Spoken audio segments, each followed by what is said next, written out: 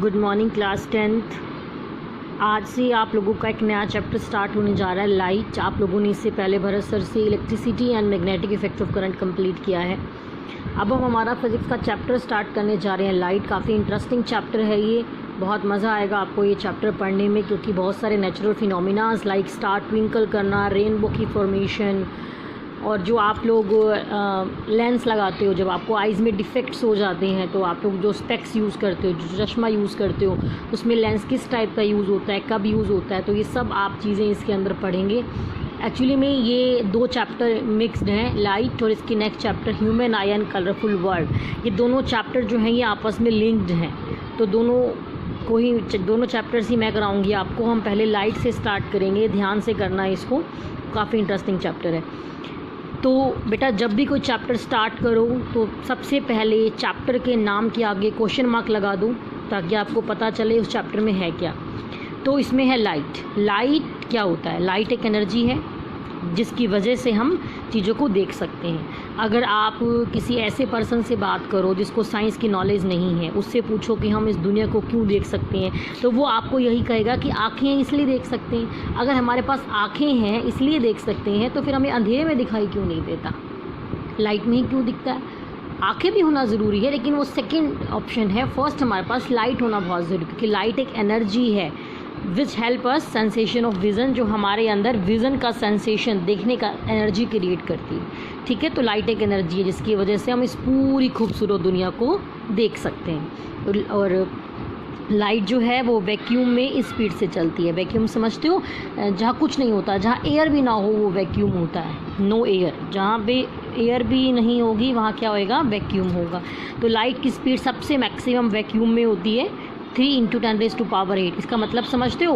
1 के बाद 8 0, यानी कि कुछ इस तरीके का। 1 के बाद नहीं, क्योंकि ये 3 × 3 के बाद आएगा। 1 2 3 4 5 6 7 8, ये मतलब है इस बात का। तो इतना ज़्यादा स्पीड होता है, मीटर पर सेकेंड स्पीड का यूनिट होता है, पता है आपको? एक्चुअली में लाइट की 7 बेसिक प्रॉपर्टीज़ है हमारे पास। रिफ्लेक्शन, रिफ्रैक्शन, दोनों में फ़र्क देखना। Reflection, refraction, diffraction, interference, polarisation, dispersion, scattering. आप अपनी 10th क्लास में ये पढ़ोगे, ये 4 प्रॉपर्टीज़ पढ़ोगे। सॉरी, ये आपका 12th क्लास में आएगा। फिर भी थोड़ा थोड़ा मैं आपको बता दूंगी, लेकिन आपके सिलेबस में नहीं। लाइट एक इलेक्ट्रोमैग्नेटिक वेव है। एक्चुअली में ये 12th क्लास का टॉपिक आपका आएगा, electric field and magnetic field.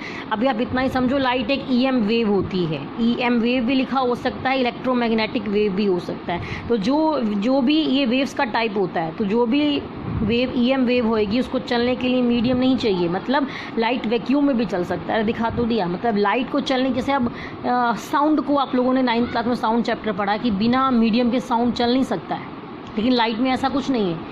Light आपका स्पेस में भी ट्रैवल करता है। स्पेस में कोई एयर थोड़ा ना है हमारे पास, वैक्यूम है वहाँ पे। तो लाइट को चलने के लिए मीडियम नहीं चाहिए, बट साउंड को चलने के लिए मीडियम चाहिए, जो आपने 9th क्लास में पढ़ा है। ठीक है।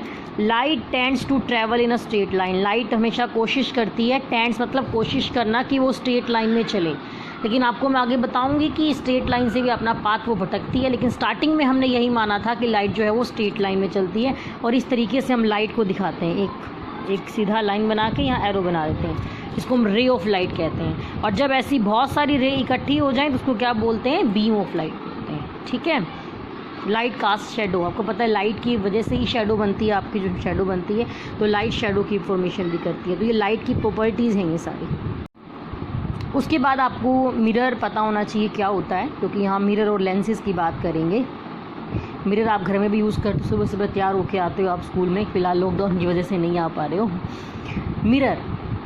मिरर एक शाइनी पॉलिश सरफेस होता है। कभी तुम्हारे घर में कोई मिरर टूटा हो तो ध्यान देना, उसके पीछे वाला सरफेस पॉलिश्ड होता है, और अगर आप उसको नेल से स्क्रैच करोगे तो थोड़ा थोड़ा वो निकलना स्टार्ट हो जाता है। और अगर आपने उसको बिल्कुल ही स्क्रैच कर दिया, तो अगर आप उसके नीचे फिंगर रखोगे जहाँ से आपने स्क्रैच किया, तो आपकी फिंगर आपको आर पार दिखाई देगी, क्योंकि वो मिरर नहीं रहा, वो ग्लास बन चुका है। समझ आ रही है मेरी बात? तो मिरर का एक साइड पॉलिश्ड होता है, बट ग्लास में ऐसा नहीं होता। ग्लास का तो दोनों ही साइड क्या होता है?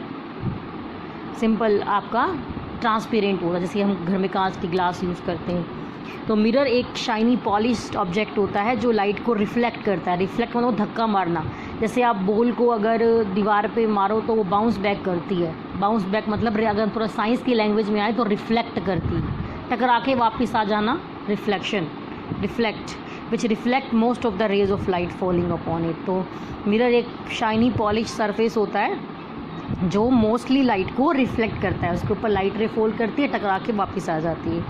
3 टाइप के स्पेशली 2 टाइप्स के मिरर हैं, प्लेन और spherical mirror. Spherical mirror further 2 types के हैं, स्फीयर जैसी शेप होती है, concave mirror and convex mirror. ठीक है, एक्चुअली में ये जो कॉनकेव मिरर है ये आपको शॉपिंग मॉल्स में मिलेगा। ये कॉनकेव मिरर आपको बार्बर, नाई, ब्यूटी पार्लर्स की शॉप पे मिलेगा।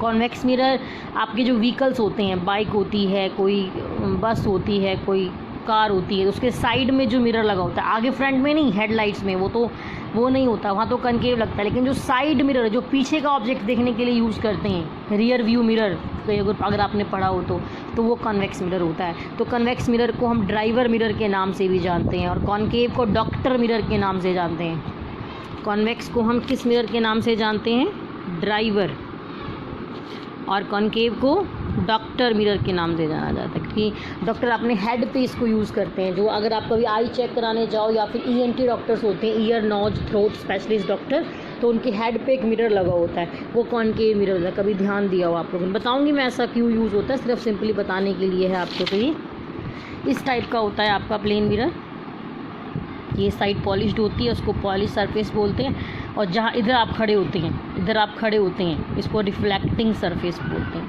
और जो पॉलिश की जाती है वो सिल्वर की जाती है। आजकल एल्युमिनियम को भी प्रेफर कर रहे हैं हम उसको। ठीक है, तो ये प्लेन मिरर में होता है।